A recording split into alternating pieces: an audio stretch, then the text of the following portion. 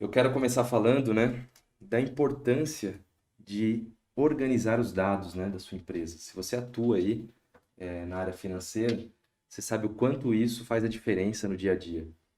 E isso começa quando você entende aquilo que você está fazendo, aquilo que você consolida, aquilo que você recebe de informação, né, das outras áreas, dos departamentos. Então, isso faz toda a diferença quando você consegue catalogar esses dados.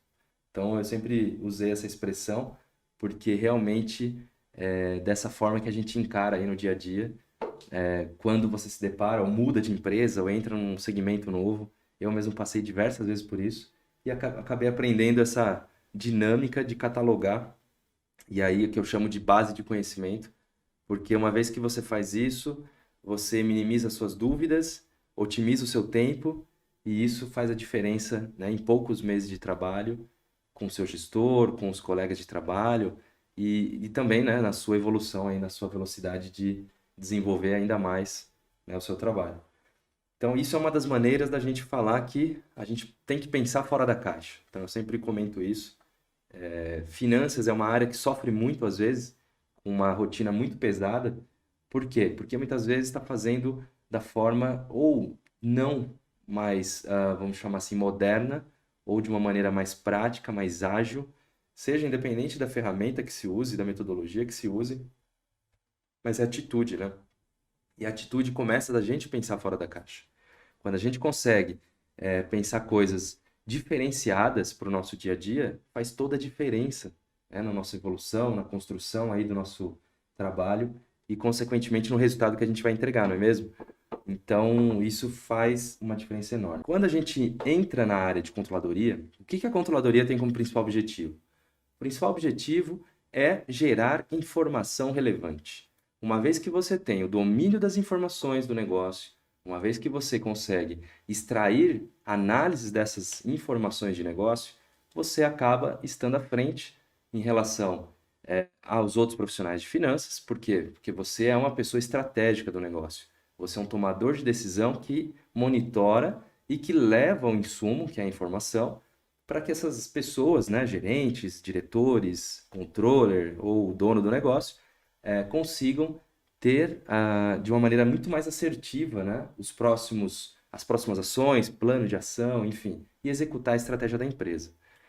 E para isso, muitas vezes, quando a gente entra num negócio novo, numa empresa nova, num segmento novo, eu passei por isso, você às vezes cai de paraquedas. Então você aceita o risco, você assume um desafio. Eu comecei trabalhando na área, inicialmente, a minha primeira multinacional foi a área de software, né? Uma empresa de sistema RP. Antes até, inclusive, foi uma empresa nacional da área de engenharia civil. Então já vê que não tem nada a ver uma coisa com a outra. Cada um com seu segmento totalmente distinto. Depois eu saí dessa empresa de software e eu fui para uma empresa do segmento multinacional, mas do segmento de energia elétrica, de produtos e serviços da área de energia elétrica, uma empresa francesa. Também nada relacionado uma coisa com a outra. E o que que a gente aprende nesse processo? A partir do momento que você está numa segunda ou terceira multinacional, você entende que muita informação é construída, muita informação vamos dizer assim, você é responsável por entender os números, por receber os insumos, receber a informação bruta, trabalhar essa informação e aí, naturalmente, você vai melhorando aquilo, entendendo e saber por que que ocorre às vezes uma variação entre um mês e o outro, perante o orçamento, perante uma visão de forecast. Então você consegue dar esse dinamismo, né? Quando você entende os números e entende o que significa os números. Os números por si só não quer dizer nada. Agora, entender as relações, as variáveis que o número interfere na empresa. Quando isso acontece, é quando você entende o porquê daquela informação. Ela veio da área comercial, mas que usa tal critério, e depois que faturou, né? Por exemplo, um pedido que foi faturado de acordo com uma regra de faturamento em função de uma, enfim, uma peculiaridade daquele segmento, daquele negócio. Então, entender o modelo de negócio, entender e ter conhecimento do negócio vai fazer a diferença. Só que aí, muitas vezes, no dia a dia, a gente acaba fazendo mil coisas. E você vai deixando passar algumas coisas importantes nesse início, né? Nos primeiros ali 90 dias da sua atuação. E aí, com isso, você às vezes se deixa passar o teu gestor vai olhar para você e vai falar assim, pô, mas eu já te expliquei isso, você não notou? Então eu, quando eu fui lá na lista, já passei muito por isso, às vezes eles também já passaram. Alguém chega no primeiro dia de trabalho, te entrega um caderninho, uma caneta e fala, toma aqui, anota. E aí, às vezes, já aconteceu também, né, de eu treinar pessoas novas, contratadas, que não faziam esse dever de casa. Passou um mês, 2 meses, você fala para a pessoa, você viu tal coisa? A pessoa fala, eu não lembro, lembro que você falou, mas eu não anotei. Então, eu te dei aquele caderno para você anotar, muito bem? Então, é muito comum isso, pessoal. Mas a gente aprende, né, da melhor forma, seja na dor ou no amor, e aí você em algum momento faz da maneira certa. E aí da maneira certa é construir uma planilhona sua, uma base de conhecimento. E o exemplo que eu trago aqui hoje vai ser uma DRE, né, num conceitual aqui, aonde você vai preenchendo caixinha por caixinha para que você depois não só tenha ainda mais domínio das informações de negócio relevantes de uma DRE ou de um PNL gerencial aí da companhia, como para você depois treinar sua equipe, para você também discutir às vezes com outro gestor, porque não pode parecer simples, pessoal, mas não é. Às vezes você vai para uma reunião, né, de resultado e o gestor de uma outra área, às vezes você é um analista ainda, e o gerente da outra área ainda nem ele entende todas as regras do negócio. Ou porque ele também é novo na empresa e ninguém explicou no detalhe, ou porque ele também ainda não entendeu, né? É muito comum. A gente pode ter dúvidas no meio do caminho, ainda mais quando é um segmento totalmente novo. Então, com isso, você acelera o seu processo de conhecimento, tendo a sua base de conhecimento. O objetivo é esse. Então, tudo começa, né, pessoal? Você catalogar as informações. Eu falo, são 3 pilares: conhecimentos técnicos, skills, a gente falou isso na live de ontem, e também, por último, o conhecimento do negócio. Se você não buscar o conhecimento do negócio, você na área de FP&A, na área de finanças, vai conseguir sobreviver ou se desenvolver. Eu tenho muita atribuição, eu tenho muita atividade.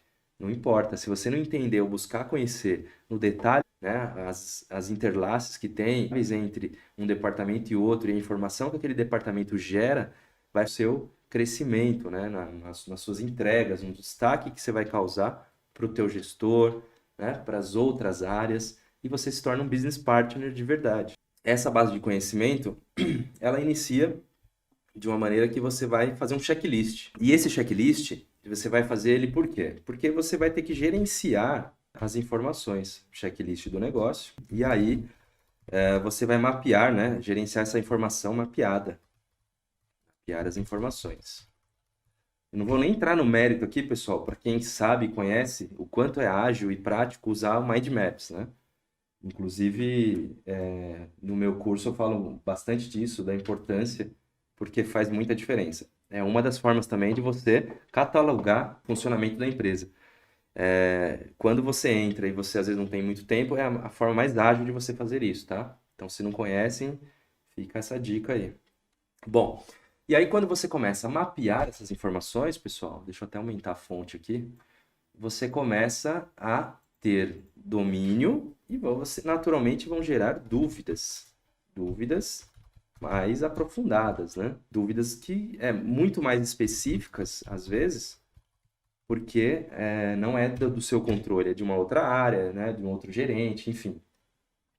Só que o importante aqui isso vai te dar muito insight. Quando você começa a entender a importância de aprofundar, por quê? Quando você faz isso, quando surge, por exemplo, uma despesa, um custo, né? Muitas vezes no fechamento, que é nesse momento que aparecem essas coisas, você vai conseguir potenciais problemas, né? Por quê? Porque você já sabe da onde veio aquilo, da onde que aquilo tá surgindo, no caso, e aí por quê? Porque você entendeu o negócio, você entendeu a informação, e aí nenhum gestor vai querer passar o pé, dar uma desculpinha qualquer ali de justificativa. Por quê? Porque você já entendeu da onde foi o fato gerador ali. Então isso é fundamental também para que você consiga ter domínio total da informação. Não deixem negligenciarem por, às vezes, não aprofundar na informação, pessoal, porque isso é fundamental. Aonde que você vai sentir a dor, né? Na espinha, na alma, é quando você estiver na reunião de resultado com os gestores ou o dono do negócio, alguém te fizer uma pergunta e você é meio que o guardião nessas horas. Então você tem que ter domínio disso. E aí, se você não sabe, você está morto. Então é importantíssimo, porque você falar que não sei nessas horas pega muito mal, tá bom?